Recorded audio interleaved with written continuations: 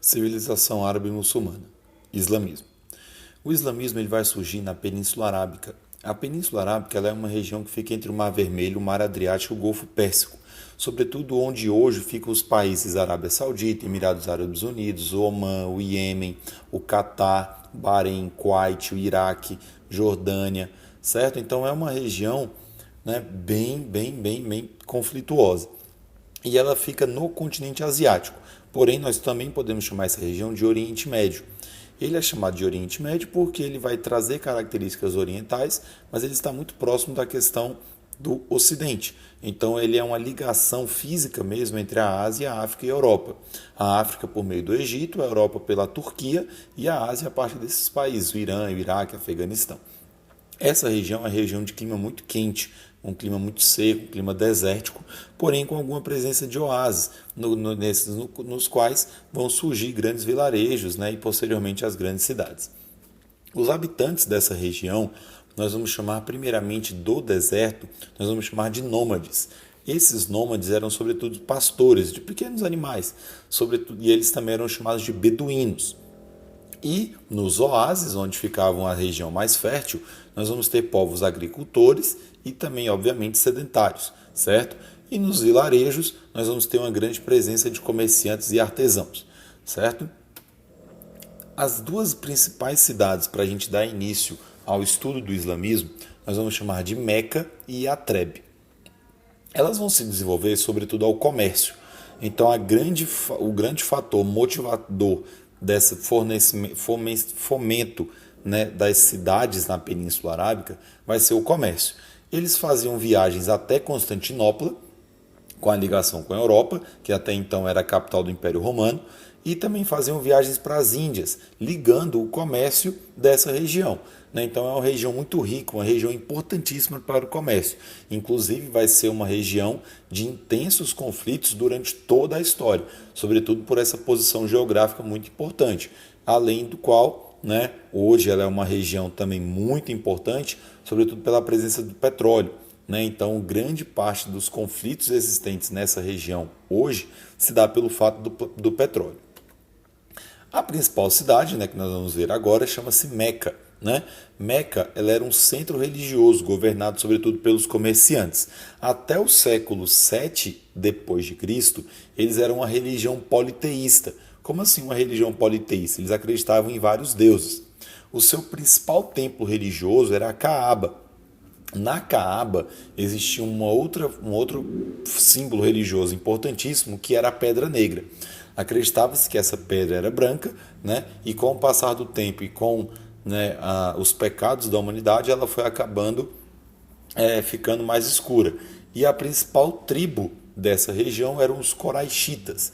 Aqui nos slides nós temos um exemplo, né, de imagens com, né, a Pedra Negra.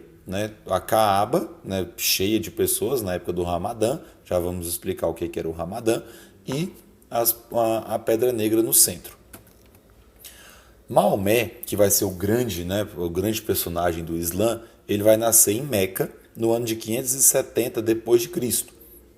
Ele era de uma família de comerciantes, né? E ele vai, por meio do comércio, ele vai ter contato tanto com o judaísmo, né, que é no norte da Península Arábica, ali na região onde hoje é o país Israel, mas na época esse país não existia, e o cristianismo, que ele vai estar em plena expansão, né? A Europa já estava no período medieval, na expansão da religião cristã.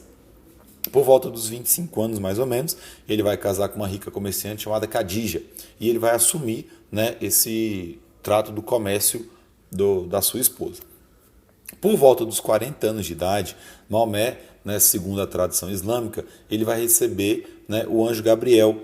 Ele vai ter uma visita do anjo Gabriel e o anjo Gabriel vai anunciar para ele Alá, né, como um único Deus. Ou seja, a gente vai ter um conflito, pois na Península Arábica, onde Maomé residia, era politeísta, acreditavam-se em vários deuses. A partir do momento em que Maomé recebe essa revelação do anjo Gabriel, né, de uma religião monoteísta, vai surgir alguns conflitos. A palavra muslim significa submetido a Deus, daí nós chamarmos eles de muçulmanos, né? são submetidos a Deus. Porém, Maomé ele vai ser perseguido pelos Coraixitas, aquela principal tribo que comandava Meca. Então, o que acontece? Para evitar o conflito e sabendo que ele não tinha força militar e política para enfrentar essa tribo, Maomé foge para uma cidade muito próxima, chamada Iatreb. Essa fuga de Maomé para Iatreb, posteriormente vai ser chamada de Hégira, que foi ali no ano de 622 d.C. Tanto é que essa fuga de Maomé de Meca para Iatreb vai dar início ao calendário muçulmano, como nós vimos lá no começo do ano, quando a gente estava falando sobre a contagem do tempo, o tempo e a história. A cidade de Iatreb, posteriormente, vai trocar de nome. Ela vai ser chamada de Medina, que significa cidade do profeta, pois Maomé havia fugido para essa cidade no início dessa pregação religiosa.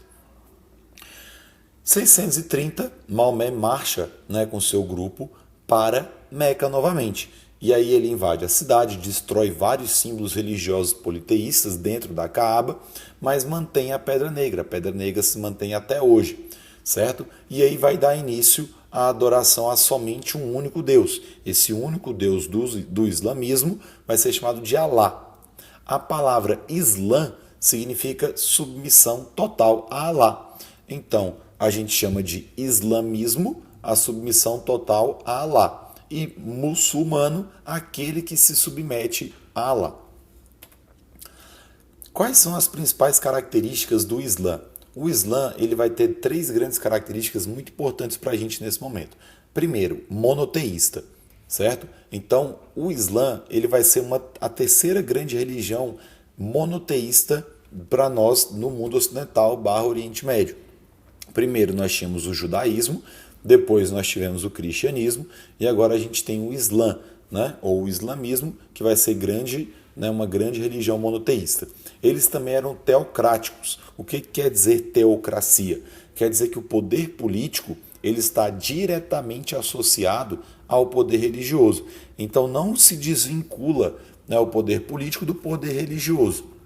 Assim como, por exemplo, alguns estados europeus eram teocráticos. Por quê? Porque o poder político estava associado diretamente ao poder religioso. Assim também vai ser no Islã. O Estado árabe criado por Maomé, que é a nossa terceiro ponto da característica do Islã, ele é um Estado teocrático. Por que é um Estado teocrático? Porque o chefe político, ele necessariamente também vai ser o chefe religioso e vice-versa. Maomé, na criação desse Estado, ele vai unificar os povos árabes, criando esse Estado árabe. Porém, quando é em 632, Maomé acaba falecendo. E aí vai ter algumas confusões, até chegar ao ponto de quem seria seu sucessor, e quem vai assumir vai ser Abu Bakr. Ele vai ser o sucessor imediato de Maomé. E nesse período, Maomé não deixou nenhum registro. Maomé não deixou nenhum registro escrito. Mas, Abu Bakr, ele vai reunir todos os ensinamentos de Maomé que as pessoas escreviam e vai confeccionar, vai compilar todos esses ensinamentos no que nós vamos chamar de Al-Corão, ou Al-Corão, ou simplesmente Corão, que significa o livro. É nesse Al-Corão que tem todos os registros, todas as regras, todos os ditos para que o islâmico, ou seja, aquele muçulmano, possa seguir o caminho que leva a Alá. Então, o Alcorão, ele nada mais é do que o caminho, as regras que os islâmicos devem seguir. O islamismo ele vai ter 5 pilares básicos. Primeiro, só há um único Deus, Alá, e um único profeta, que é Maomé. Certo? Então, para o islâmico, não existe outro Deus a não ser Alá e não existe outro profeta, outro representante que não seja Maomé. Todos os muçulmanos eles devem orar 5 vezes ao dia, sobretudo voltados para Meca.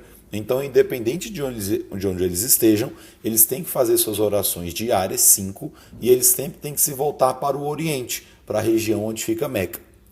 Um outro pilar importante do islamismo é a questão da caridade. certo? Os islâmicos eles têm que proporcionar a caridade de acordo com aquilo que eles recebem, né? De acordo com aquilo que eles têm de posse. Outra coisa importante para o islâmico é o Ramadã.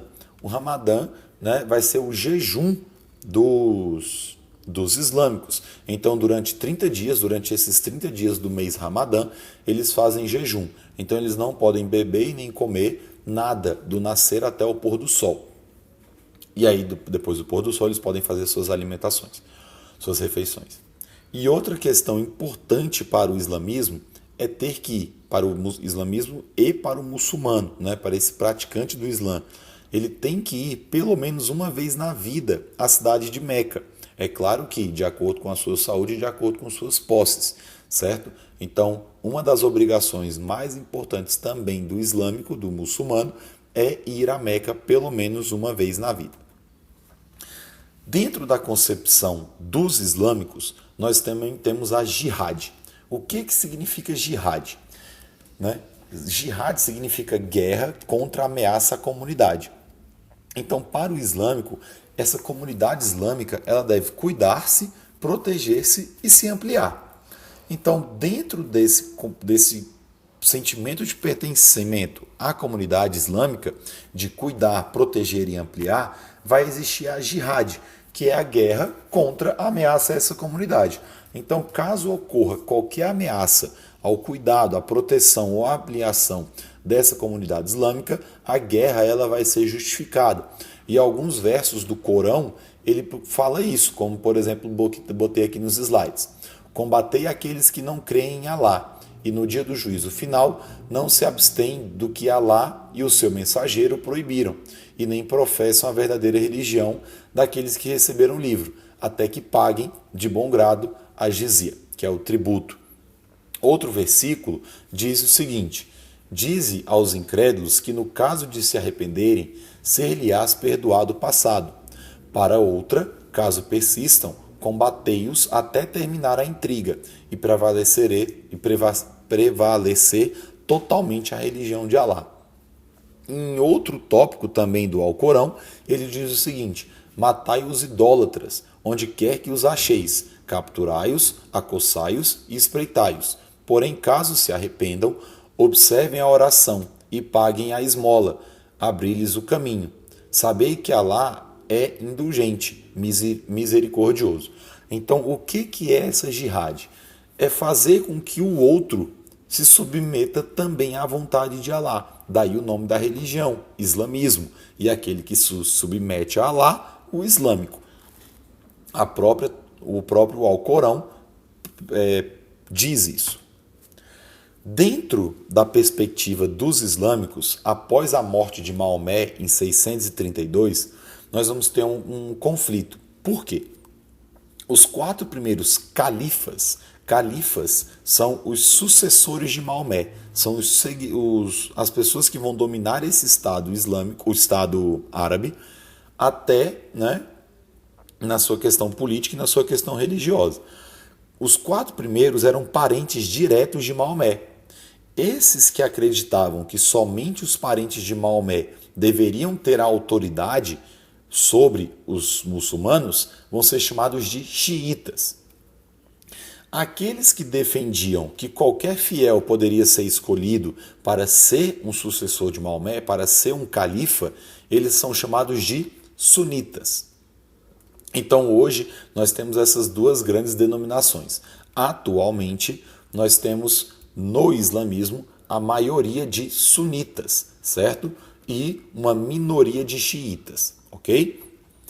E nessa questão do Estado árabe, eles vão passar por um processo de expansão muito rápido, muito grande, né? Então ali entre os anos de 622, quando surgiu o islamismo, até o ano de 632, quando Maomé ele morre, ele vai conquistar basicamente toda a Península Arábica. E a partir dos primeiros califas, até 681, eles vão conquistar parte do norte da África e até a Pérsia, no Oriente. Enquanto, né, a partir do século 8 depois de Cristo, eles vão dominar também parte da Europa, sobretudo a Península Ibérica, e vão dominar boa parte da Ásia, tirando parte também da China, né, que a China e o Japão eles vão se permanecer, né, fora dessa conquista islâmica. Ok? Valeu, até mais.